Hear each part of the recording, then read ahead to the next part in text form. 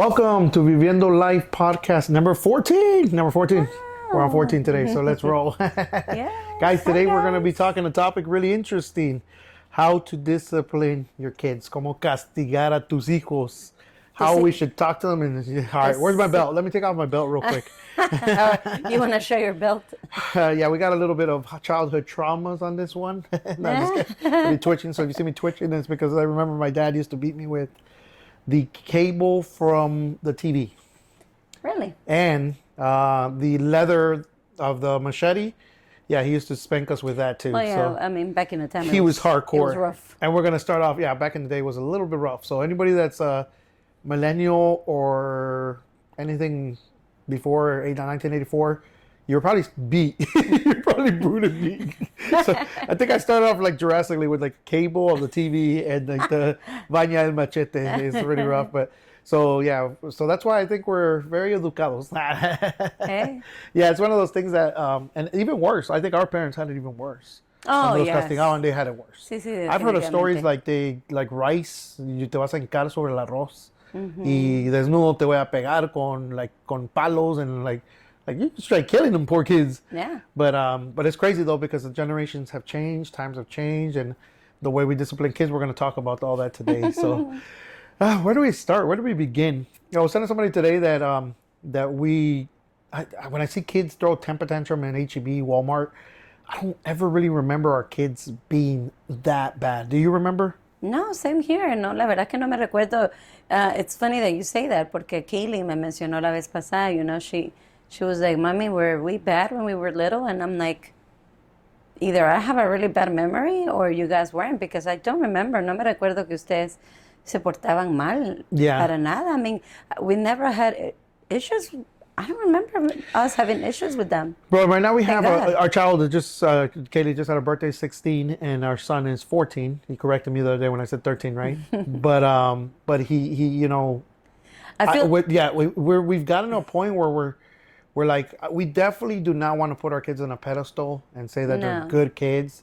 But in part, they're pretty good kids, decent as far as you try to raise them the best, right? And we've disciplined and we've worked out a system right here at home. And maybe this can help somebody out today that's watching us, right? So maybe yo creo que tal vez sea así un poco más difícil ahorita que son jóvenes. Yeah.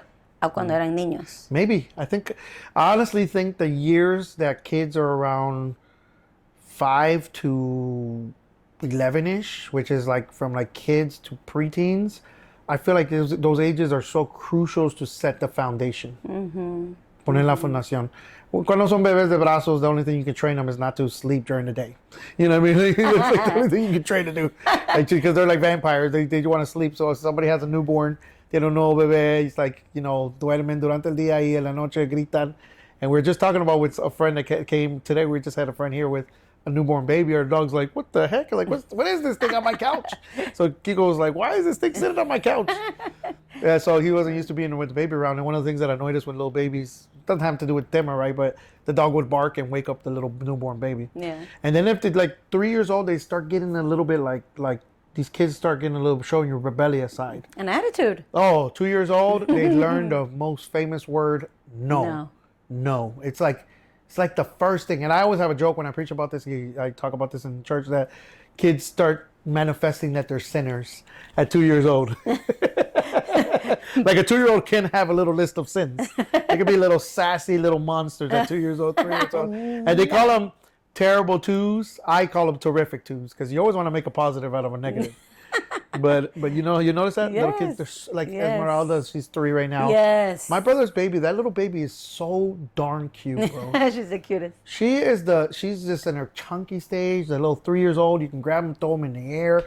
She's just beautiful, smiling baby. She calls me Kaylee. Oh, she does? She calls you Kaylee? That's funny. But anyways, that age is just like so easy to ligar con kids. So here's a tip that we've learned. First things foremost, don't ever talk about your kids like, oh, I have good kids, till they've grown up. Yes. Yeah, so I'm like... Not even. I mean, still, you never know. Still, you never know. I said it recently on somewhere on like social media or something, that you don't know who your kids are till you hear them.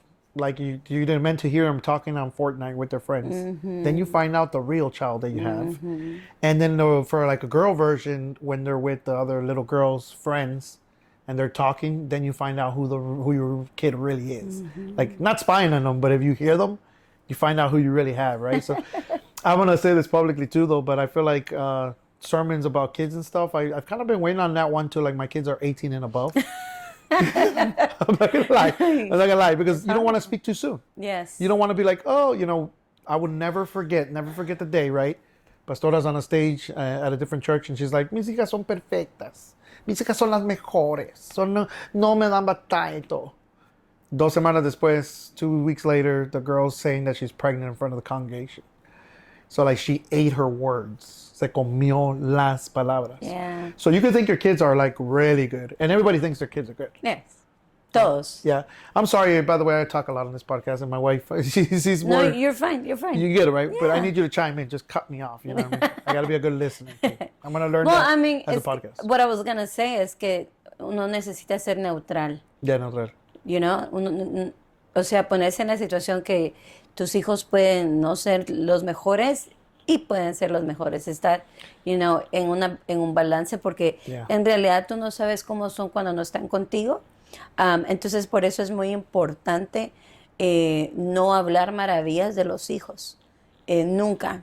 Y nunca juzgar los hijos de otras personas. Never. Si uno todavía no ha llegado a esa etapa. Yes. Great advice. Absolutely wonderful advice. Mi mamá y mi papá siempre dicen lo mismo, nunca se espera nada de los hijos. También, no esperes que ellos sean gente que vayan a la universidad, que ellos sean, que te den el perfecto ejemplo hasta los 25, se casen y todo. Tus hijos te pueden sorprender. Yeah. Like, ¿cuántas veces lo hemos visto where it's like the little girl gets pregnant, she's 13, 14, and the mom's like, life is over for mom. Y después está la cahueta ahí con the baby, you know what I mean? So it's like never expect too much from your kids. Do your best, pray for them, train them in the Lord, bring them up in the way of the Lord's, biblically speaking. And it says, instruct a child when he's young, so that when he's older, he will not forget or depart from your teachings. Exacto. Which is going to be one of the points we're going to talk about. So we talked a little bit about the infant stage, and that's a time I think it's muy crucial. good. It's crucial to sow the fear of God in them.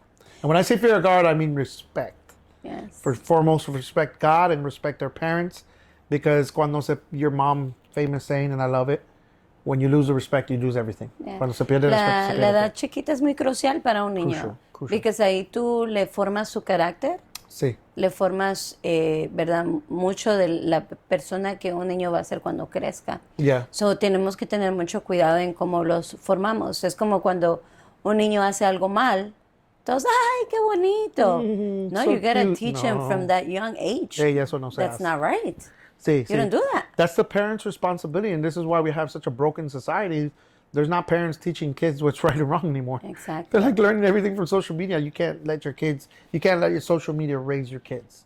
You just can't, you know what I mean? Like, so you have to put the time and effort into them. And we're going to talk about the teenager stage and how we do it right now, investing time. Exactly. But let's stay in the toddler stage and kind of moving into like 6, 7. I think it's a really, really good age when they're like 8 or 9. Do you remember there was a pastor's kid, he was like crazy. When he would get in the house, he was young. He was like 3, 4. He was just like running around, grabbing stuff, throwing stuff, really hyperactive.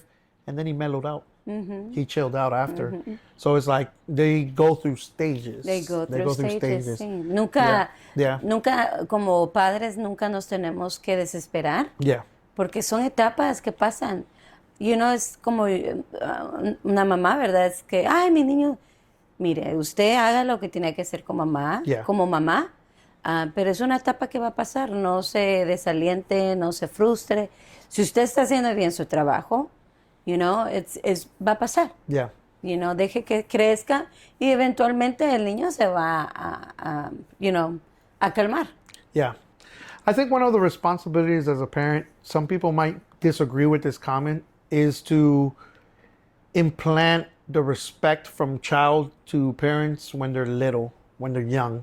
How do we do that? Sometimes, obviously, okay, I still offense, does something bad. You tell him that he did something wrong. Mm. That's step number 1. Mm-hmm. Number 2, he continues doing it or he just forms in the habit of doing it. You're going to have to take a little bit stronger action. And no contar, no ser contadora. Don't be like, Uno. On the count of 10, I'm going to hit you. You know, and then you're like 9, 10, 11, 12, y todavía está contando y se vuelve la contadora. La contadora. Hay muchas contadoras. Yeah, yeah. And I think this is an issue, like, hay muchas madres acahuetas, and then after the dads tend to be a little bit more chill, but sometimes not in all cases. Yeah. A veces pueden ver papás that are, like, really, really acahueta, and then the mom's, like, the law, right? So, I think that when it talks about spanking your kids, The famous spanking. which might not even be a good thing to talk about in 2024, where, you know, we're talking about spanking your kids. I don't think people like that. They don't like the terminology. It's more like discipline, but I think instructing. I want to read something that I heard, and it talks about children will listen to you after you listen to them, to how they feel. So if you're going to discipline, you have to say why you discipline, why you spank. And I do want to give some Bible verses. It says that hold the rod from your child while he's young. Because if you withhold the rod, you actually hate him and detest him. So the Bible's saying that you hate your kid if you don't discipline him. Obviously, extremes are bad. We're not talking about beating a kid where he has bruises. Kid comes up with a black eye. I heard one say you don't punch a kid in the face because then it's like that's a disrespect to his own like personality, his honor, his image as a human being. But you should spank them. That's why you have a belt and you have to lay the authority. If you've already spoke to them once, they didn't understand talking with words, then you have to discipline them with the rod. You have to teach them, right? You know, Proverbios 12, 23:12. Dice, déjame ponerlo aquí, dice, no dejes de corregir al joven, que unos cuentan que unos azotes no lo matarán. Oh, okay. Por el contrario, si lo corriges, lo librarás de la muerte. Yeah. Muchos piensan de que, si le pego es el fin del mundo, ya no me va a ver igual. Pero es como que, es que el niño no te tiene que ver como nada más que un padre. Yeah. Si uno no está haciendo su buen trabajo como padre o como madre, entonces los niños no te tienen respeto. Yeah. No te tienen respeto, entonces piensan que pueden hacer lo que ellos quieran. Yeah. El corregir, y hay muchas opciones, hay muchas personas que piensan que el pegarle a un niño es malo, hay otros que sí dicen que sí, que es bueno, otros optan por otras maneras de corregir, y está bien, no hay problema. Pero me encanta lo que dice este versículo que dice, unos azotes no lo van a matar. Yeah, Más bien, como padres, lo estás librando de la muerte. Yeah.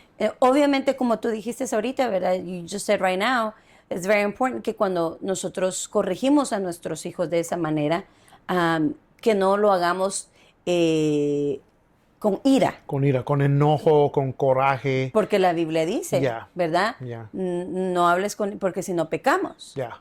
Entonces tenemos que tener cuidado. Una cosa es corregir y la otra parte es un abuso. Un abuso físico. Que hay sí. que tener, eso sí es un extremo y no estamos de acuerdo con eso tampoco. Por eso yo me recuerdo que tú siempre, bueno, no ha pasado muchas veces. I think que a Benji solo le has pegado una vez y a Kaylee también. I've actually think I've hit Kaylee more than Benji. Ay, no te creo. Interesting situation. You would think that father-daughter relationship would be more like chill, but there's a infamous one that I remember in my head, that in a church that we were renting, there was a second planta where there was a sonido, and the whole church was at the bottom. So I was up there like fixing the sound, and I saw my daughter walking with another little girl, and she just kind of like flipped the papers out of the little girl's hands, and the papers went everywhere. Oh boy, when I went down there, I took her straight to the bathroom, and I didn't say no words. I said no words. I just spanked her, you know what I mean? And she learned her lesson, you know what I mean? And it was one of those things that it was almost like an eye opener for me and her. I remember it hurt crazy. You though. It hurt me to hit her. Yeah. So obviously it hurts the parent more to discipline the daughter and stuff. But I do want to say this publicly. I think that's why God left more meat on the buttocks. because what? That's why God allowed more cushion on the butt. So that way it was like, so it doesn't hurt the kid as much. You know, This it's guy. funny though. Think about it. That's the most popular place to spank a child It on is the true. butt, Yes, on the it is butt. So I'm true. like, God, thank you because you put a little bit of cushion there for like the hurting. Pero, Bro, I don't pero, even know that's funny. I was gonna y say. aquellos que no tienen too much Yeah, cushion. I guess God doesn't love them as much. That's Some hilarious. of us have some squishy ones, and it's like God loves us a lot for squishy butt cheeks. But anyways, I don't know how we got into butt cheeks. The only thing that I want to return to the story is you want to have balance when you're disciplining your child. You don't want to you don't want to spare the rod, but you also listen. You want to be able to talk to them after you hit them and say, After, hey, yes. listen, this is the reason why I spanked you. Do you know why I spanked you? Because of this. I don't spank you because I hate you. I spank you because I love you and I need you to understand that we're in an agreement. And Benji actually recently said something like the other day, which impacted me. He said, Dad, I fear you like I fear God. And That's what that I was, wanted to say. yeah, and Yes. what it is, it's a sign of respect that I sowed as a child. You know what I mean? And he also says like, I'm getting bigger than you. Sometimes he starts manning up, right? At like 14 years old, and I'm like, don't you ever forget that there will be a respect between me and you, where you're gonna respect me as your father. You know what I mean? Because I don't care if you're 40 years old and you're man, I will still spank you with the children and your kids. You're gonna get a spanking in front of your kids now. Maybe that's a little bit extreme, but But it's es muy interesante que te lo dijo de esa manera porque te respeta por la persona que tú eres. yeah, and that was a big compliment to me, and I was like, whoa, like he got me off guard. I was like, that's amazing. I didn't even think about that, but it's just the same respect I have to my father today. I see my dad, and I kiss him on the forehead because I respect him. You know, I mean, if he tells me something, I'm still gonna fear him. So it's a healthy fear, a fear of God. Remember, fearing God is to respect him, and it's the same thing with the father-son relationship. They have to fear you and respect you. Not so much like I'm afraid of my dad that I can't even go up to them. But the Exactamente. point where they're just like, hey, I made a mistake. I need to run to my parents because that's grace. It's a signal of grace. So God's like that with us too. He disciplines us because he loves us. Porque nos En ama, you know? Proverbios 29:15. Yeah. Lo traduje porque me gusta como dice la Amplified Bible, the version. Dice, la vara y la reprensión, instrucción piadosa, dan sabiduría. Yeah, they give wisdom. So spanking your kids gives them wisdom. Pero el hijo que se sale con la suya Okay. avergüenza a su madre. Oh my goodness. Yikes. It says, the rod and the reproof gives wisdom, but a child who gets his own way brings shame to his mother. Crazy. So what you were saying right now, I'm sorry que te interrumpí, pero lo que dices ahorita es, cuando uno corrige a su hijo de una manera sabia, pegándole, después es como tú dices, hay que decirles por qué. Yeah, you have to explain to them No why. simplemente pegarles y a dejarlo. Y de And ira, they're de coraje, confused. and then todavía si estás enojada con ellos 3 semanas después de que le pegaste, they're like, what? It's like, they don't love me, no me encanta. Exacto. Y Hay lo que relacionan decirles. a odio en vez de amor y enseñanza. The one thing I want to say is there's a quote, it says, discipline really means to teach, not to punish. Exacto. So nosotros disciplinamos para enseñar. We discipline to teach, not to punish, right? So there's a difference. Punish is like, I'm going to give you a punishment. We understand. Take away the phone. It's the death of them nowadays, right? Take away the iPad, whatever it is. But to teach them is, hey, I'm going to teach you why not to do what you did and to become a better human from that and grow from that. Because as I repeat again, as a family unit, we're all learning together and growing together. Yeah, what you said, lo que dijiste ahorita, a better human, it's key. Yeah. Porque eso es lo que necesitamos, es enseñarles los principios Yeah. como hijos de Dios. Absolutely. Listen, te estoy pegando o te estoy corrigiendo, Yeah. es la palabra, te estoy corrigiendo porque nosotros como hijos de Dios no creemos en eso. Yeah. En esta casa no se hace esto. And in a woke culture, this is very controversial what we're saying, because honestly, they'll be like, no, I would never ever spank my kids. But then after, these kids are a reflection of you. These humans are going to grow up and go out into the world. And sometimes, te avergüenzan, they'll make you proud. And how beautiful it is when two people come up to you, or a person comes up to you and says, hey, you guys have raised really good kids. Like, your kids are very educados. They're very educated. They're very, very well mannered. That's a compliment to the parents. You're like, hey, I'm actually doing my job as a parent. But I'm going to tell you something here, that if you don't discipline your child between the ages of 6 to 13, don't try to do it from 13 to 18. No. It's too late. It's too late. You did not sow fear at the beginning, so the kid, when I say fear, remember respect. You didn't sow that at the beginning, so that's not what you're going to reap. At the teenager stage, it's too late. It's too late. You might be able to correct, and there's different situations for everybody, because sometimes there's people that marry into, like they marry into like already somebody has kids and divorced parents, mixed marriages. That's a whole different topic for another day.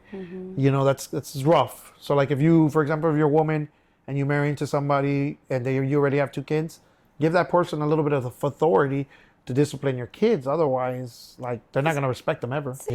No, y le ayuda a la mamá también de igual manera, a quitarse un peso de encima y poder poner lo que en realidad es la autoridad, que es el varón, ¿verdad?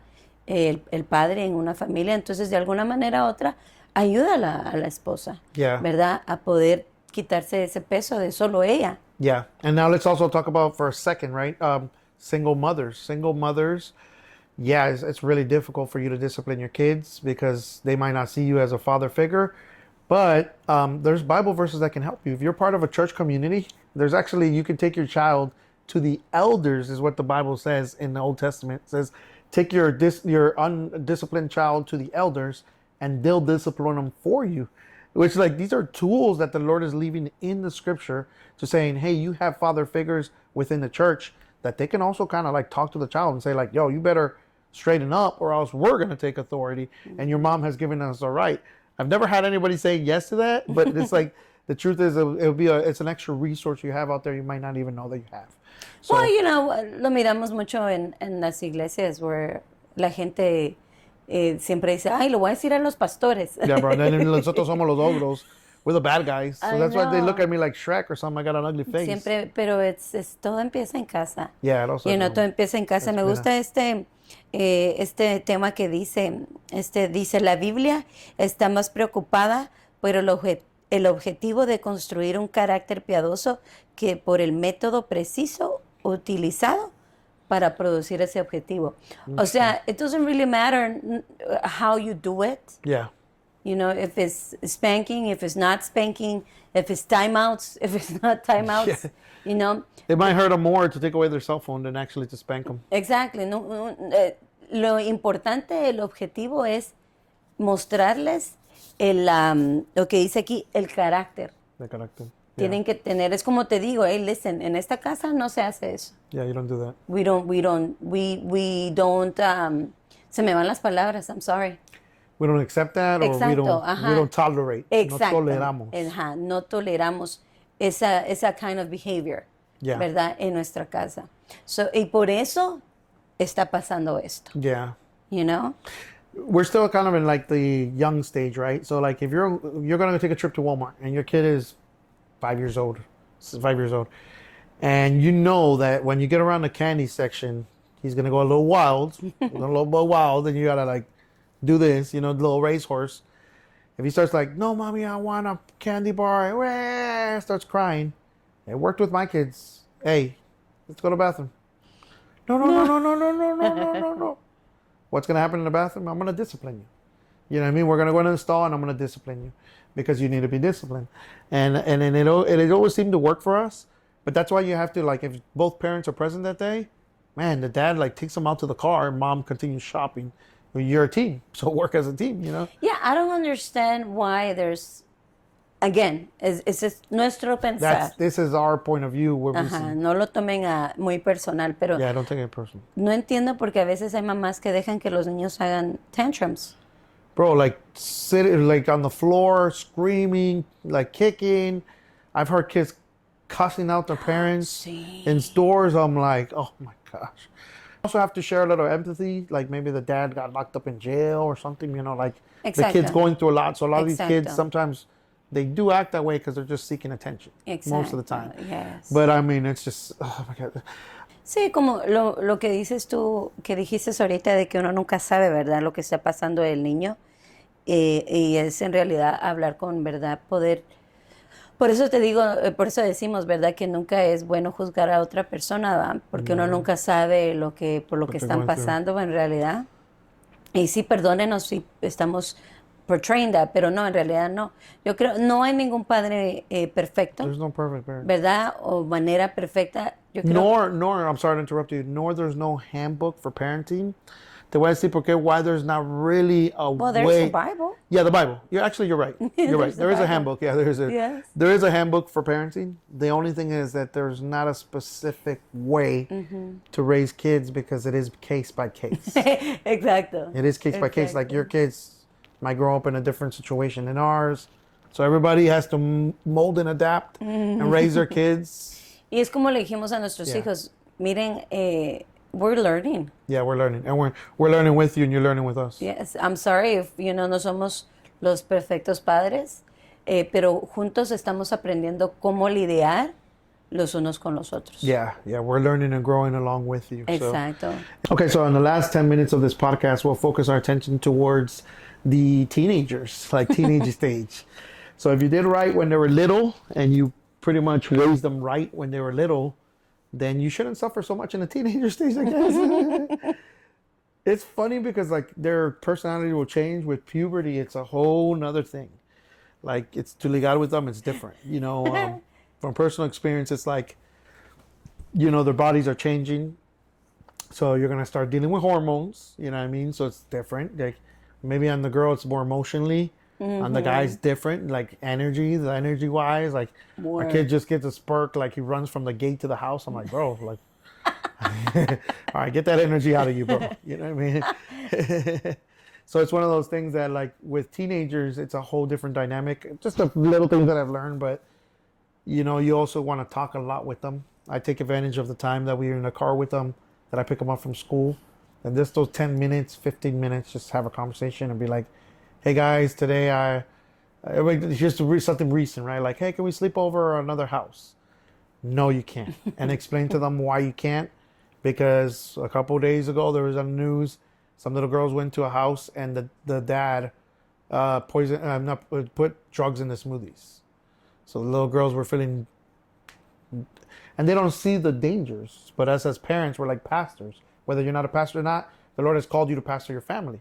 So like, you have to make sure that your kids are safe 100% of the time. And our rule is, you bring friends can come over to our house, but you can't go spend the night at somebody else's house. We hardly know these people. Exactly. It's not like I was never allowed. Bro, it's 1950. It's not 1950 where you might have been able to go sleep over your friend's house and it was cool. It's different times. We live in different time, different Yes, situations. definitely. I was never allowed to go. The world's a crazy place. So, Yes, uno nunca sabe. yeah, our kids, our parents never allowed us. I don't think we ever allow our kids either. Yeah. So it might be different for somebody else. Different when it's family too, but family. Still, todavía. I'm telling you, it's been sexual abuse has been more predominant within families and a cousin, an uncle. That's very common, very common thing to speak about. And may the sad. Lord free us and everybody watching us from having to go through that, right, with their children. But going back to the point, disciplining them as what would be a advice that you give for somebody to discipline a teen? Yo creo que es muy importante poder ponerse, tal vez, no sé si lo voy a decir correctamente, pero tenerles un poco de paciencia, porque uno también pasó por esa época o esa etapa, y son jóvenes, van a cometer errores, Yeah. ¿verdad? Y horrores. Y horrores, y es muy importante que entonces nosotros podamos verles y comprenderles y poder hablarles. Por eso es muy importante el poder hablar con nuestros hijos. Yeah, totally. No simplemente ignorar lo que hicieron, sino que enseñarles lo que hicieron, ¿verdad? Yeah. Es incorrecto. Me gusta lo que dice en Efesios 6:4. Dice, padres, no provoquéis a ira a vuestros hijos. No los exasperéis hasta el punto del resentimiento con exigencias o irrazonables o cosas irrazonables o humillándolos o abusándolos, ni mostrando favoritismo o indiferencia hacia alguno de ellos, sino criarlos con ternura, con bondad amorosa, en la disciplina e instrucción del Señor. I think as long as you discipline your kids as the way the Lord disciplines us, the way He treats us, you're going to be okay. You know what I mean? Because There's love, and there's also discipline in there with teaching and all this stuff. That verse is very cargado. There's a whole teaching in there, right? Yes. There's a lot of points, to the point where don't favor one over another. There's so much of that I see people make those mistakes. Los comparan. Yeah, los you're comparan. like, why can't you be like your brother? That's the worst that you can do. You obviously that's something you don't do, and people do that all the time. And I'm like, don't do that. You don't compare your kids. One, two. Another thing, like what it also said there, whenever like our kid messes up, you discipline them. You sit down and you talk to them why you discipline them, and you move forward. You know what I mean? Y hacerlo parte. Yeah. Yo me recuerdo que cuando mi hermano era el más tremendito, pero yo me recuerdo que mi mamá nunca lo hacía enfrente de sus amigos. Yeah. Cuando se iban los amigos, entonces mi mamá se encargaba. Bien sabio así para hablar con ellos. You know another thing too, I think a lot of parents, they don't take the time to learn themselves and educate themselves on certain topics. And that's why they can't talk to their kids about it. It's easier to ignore it. Exactly. Does that make sense? Yes. Because it's crazy because they're like it's easier just to ignore it. We got past it. I already disciplined them. I'm not even going to talk to them about it anymore. No, that's not the right thing to do. Like if we have a subject that we're talking about as a family, or like the kid did something wrong, I'm going to go investigate that. Like, I don't know. I don't know. What are we talking about? Let's talk about saying bad words or something like that. Okay, well, what does the Bible say about saying bad words? Why shouldn't I say it? Well, yesterday, tú ayer les enseñaste, bueno, no les enseñaste, pero les dijiste, ¿verdad? La diferencia entre el adulterio y la fornicación. Yeah, which is something that people don't take time to teach their kids. Exacto. Yesterday I taught them, like, guys, adultery means when you're married and you have sex with somebody that's not your spouse. And when fornication means that when you are single and you're living with somebody in sin sexually and you're not married. That's what it means. So now they know. You know what I mean?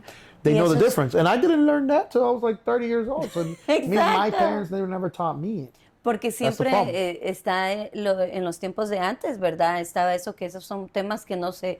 Son you don't muy, talk about that. Yeah, no, you don't say that. You don't discuss that. That's not proper. Exacto. Pero es muy importante que los hijos aprendan en casa. They're going to learn it from TikTok, Instagram, Snapchat. They will teach them. Yeah, and a young age. They will teach them the wrong way. Yes. So I'm very different. Like with the older generation, like they're like, mijo, no, you shouldn't say that. Even from the pulpit, you shouldn't say that.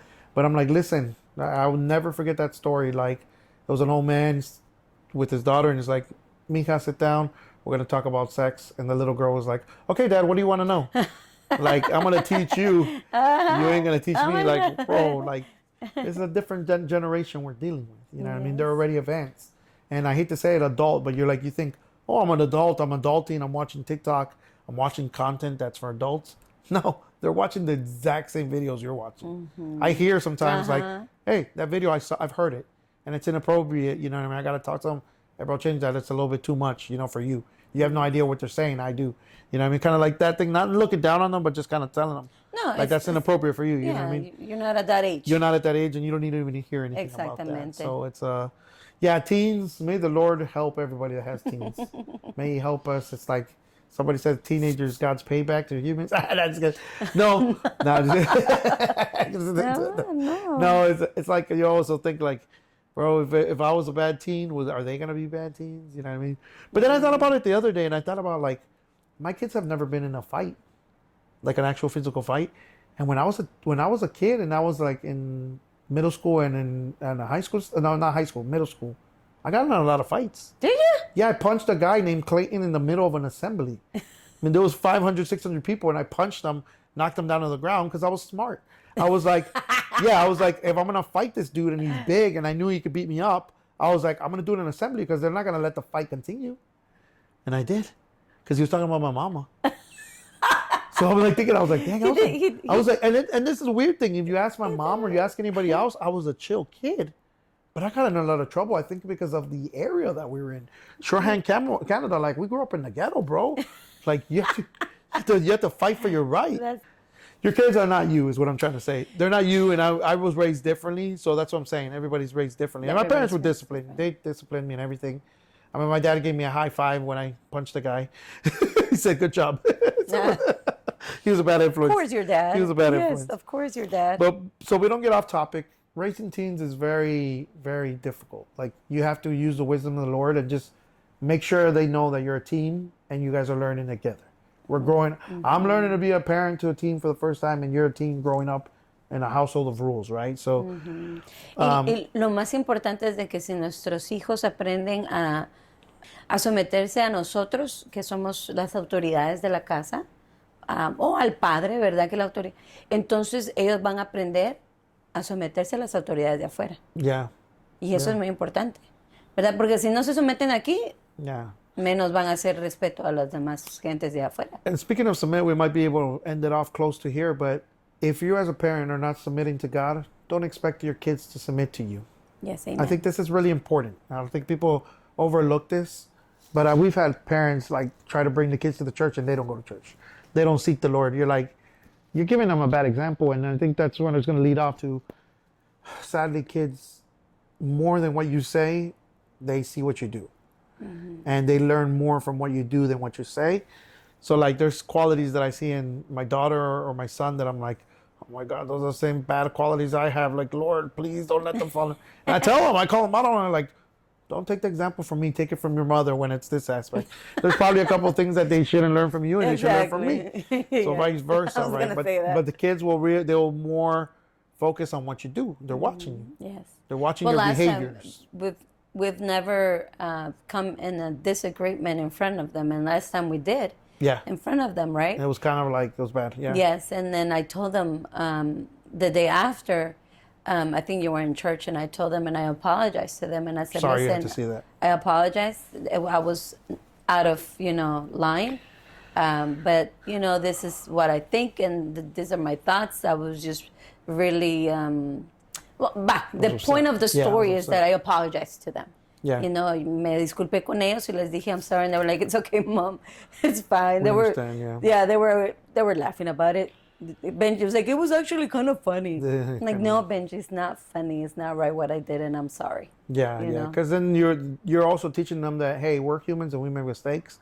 And if a parent's prideful and doesn't admit his own mistakes, how are you gonna like call out their mistakes? And it's funny because we were in the car, and then el Espíritu Santo rapidito me dijo, oh, you're gonna have to say sorry for this. I was like, dang it. That's how you know you're a good Christian woman or you're a Christian person, that your Holy Spirit is convicting you and telling you, like, you have to.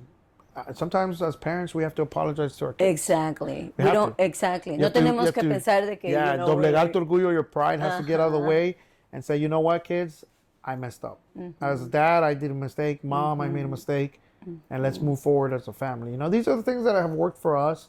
We're definitely not the perfect family, and we don't have the perfect kids, you know what I mean?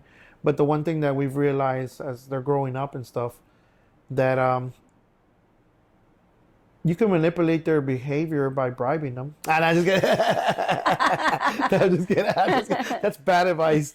But with Kaylee, we had a little talk and stuff, and I was like, listen, man, just don't give me problems till you're like 18 and stuff, like, if you don't have a boyfriend till you're 18, I'll buy you Starbucks for a week. So that's the agreement we have, and it's working. It's I got 2 more years to go. Oh, I got 2 more years to go. Isn't that crazy? We'll keep you updated. Right now, she's been chilling. She's got no boyfriend that we know of. Literalmente, ayer but you talk to her, though. en Like, I eso. like the conversations you have. You're like, oh, yeah, that boy at school, he's cute.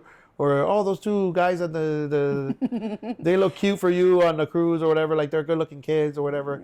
So it's good to have those conversations with your kids, too, because if not, they live secret lives behind your backs. Yo quiero que ella se sienta cómoda. Yeah, she has the venir confianza. a decirme, mami, I like this kid. I like this boy, and I think he's cute. What do you think? You know what I mean? And with their friends, they bring their friends or something, be like, that friend is not really good for you. Because I never had that relationship. It's weird because that generation we're products of that generation, right? So it's like they raised us like that, and I think we turned out pretty decent. That's what I was gonna say. We're okay. I mean, eso le digo a los niños, you know. So it's like I told them, I was like, listen, we're fine. We came out good. So if we did it, you can't complain. Yeah. Yeah. It's one of those things, though, but it makes you think, though, right? Like, some other tactics are not at a date. They're not a date. They're still active to today. But the only thing is that now we're just more like an open generation of like, let's speak about what we're Porque feeling. esta generación es diferente. Yeah, they're different. They're more guided by emotions and Exacto, sentimientos. nosotros no éramos así. We weren't like that. So por eso nosotros como padres también nos tenemos que adaptar un poco. Yeah. Es como si te das cuenta, nosotros hacemos cosas que nuestros padres hacían con nosotros en manera de que como criamos a nuestros hijos. Nosotros le enseñamos a nuestros hijos que cuando se entra a una casa se saluda. No se entran como si fuera su casa. Esas son cosas que nuestros papás nos enseñaron. Ya, valores. Exacto. Que no se pierden, no se deberían de perder tampoco. No se deberían de perder. Yeah. Pero también tratamos de adaptarnos a la generación, a ellos, para que no haya, there's no gap. Gap. ¿Verdad? Que no haya ese gap. Entonces que podamos juntos, mutuamente, poder crecer y poder formar y que nuestra familia, que no es perfecta, pueda honrar a Jesús. Yeah, that's true. No es perfecta. Yo siempre lo he dicho y se lo dije a una hermana, solo porque nuestros hijos son hijos de pastores no significa que ellos son perfectos. Ellos van a cometer errores. Algo que aprendí recientemente es de que nuestros hijos, Dios está escribiendo el testimonio de ellos. ¿Me entiendes? Entonces, ellos van a cometer errores porque tienen que cometer errores. They have to. Yeah, That's how you learn and grow. Eso es como tú aprendes. Yeah. Entonces, tenemos que poder ponerlos a nivel de ellos y dejarnos ver, como los mayores Yeah. que lo saben, que nosotros también lo sabemos todo. No. Yeah, no, we don't know everything. And then, just kind of something that's been recently on my mind thinking about this, that so like our parents, they raised us a certain way, right? And ours is a new generation. Here's the thought. We also don't want to be too lenient with them in the aspect that we're training them in a different way that our parents taught us. It's not normal to what we grew up with, right? And obviously we sometimes reflect things that our parents did, that we see it in us and our discipline in our kids, like no tolerance. Sometimes I'm like that, and that's how my parents were, right? So it's like, but you also don't want to spoil your generation, like by giving them everything. It was literally a padre católico sacerdote that said, haz que tus hijos sufran, no les des todo, because then they won't be grateful. You know what I mean? So I think about this a lot. They're reflections of us. They should become better versions of us. Exacto. Not necessarily replicas of us. So teach them good valores, teach them how to give to the poor, teach them all those things, obviously those teachings that you need to teach them. Stuff like you said, like saludo, respeto, manners, and all that stuff too. But also don't spoil them, because then you're spoiling the opportunity for those kids to be raised the correct way. Yeah. And they're adults that go in the world and nunca se parecen a uno. They're just not like you though. Sometimes they're either going to be worse versions or better versions. So los padres forman o deforman. And I think one of the things is just like try to remember that some of the good stuff that your parents instilled into them, drill it into their head so that they know. But then at the same time, they're their own people and they'll grow into something Exacto. new. Yeah. Porque me recuerdo que cuando le dicen, y vamos a terminar, ¿verdad? Porque ya es mucho, pero me recuerdo cuando le decían a Kaylee, ay, te pareces a tu mamá. Y ella no es que le caía mal, sino que ella decía, no, yo soy Kaylee. I'm my own self. Ajá, and I'm like, you're right. She's going to grow into something different, right? I think it's one of those things that, but she's always going to be a different version because she has a little bit of me in there too. and Benji, as a kid, he looked like I looked like as a kid, but I don't know if he's going to transition into like my manly stage that I'm like different now. So we're praying for his hair not to fall out. Trust me, he's praying too. He's praying too. So if anybody has any good remedies for hair loss, let us know. Well, we're going to finish this podcast. Yes. Hopefully anything that we said here was helpful to raise your kids. It's some things that work for us, some things that we're still adjusting right now as we live and we learn. But I'll give you guys an update in 2 years or 3 years when our kids are over 18. Y a ver cómo nos fue. Todos oremos por cada uno, okay? Yeah, let's pray. It's a teamwork. May the Lord give every single parent wisdom to raise their kids correctly and make them an image of Christ. So if we're becoming the image of Christ, then our kids will be an image of Christ too. Amen So, and we're going to finish with the lyrics of that word that says, Lord, help me to be like you because they want to be like me. Oh. So a beautiful song. Yes. Help me to be like you, Lord, so that because he and she want to be like me. Amen. So, amen. We're going to finish off right now this podcast, and thank you guys so much for watching Viviendo Life podcast number 14. God bless you guys. We'll see you in another episode. Bye. Oh, and the famous outro, right? Kiko just woke up. He knows it's done. He's like, oh, you guys are "Wait, done? You guys are done? He's like, oh. Anyways, we'll see you later.